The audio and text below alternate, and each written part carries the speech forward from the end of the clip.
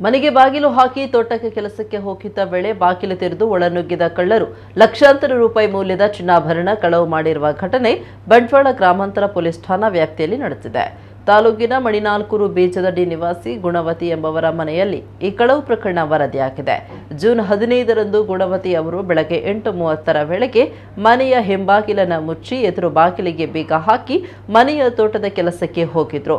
ಬಳಿಕ ಮಧ್ಯಾಹ್ನ 1:30ಕ್ಕೆ ಕೆಲಸ ಮುಗಿಸಿ ಊಟಕ್ಕೆ ಮನೆಗೆ ಬಂದಾಗ ಹಿಂಬಾಗಿಲು ತೆರೆದಿರುವುದು ಕಂಡುಬಂದಿದೆ.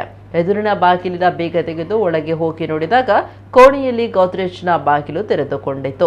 ನೆಲದ ಮೇಲೆ ಬಟ್ಟೆಗಳು ಚಿಲ್ಲಾಪಿಲ್ಲಿಯಾಗಿತ್ತು.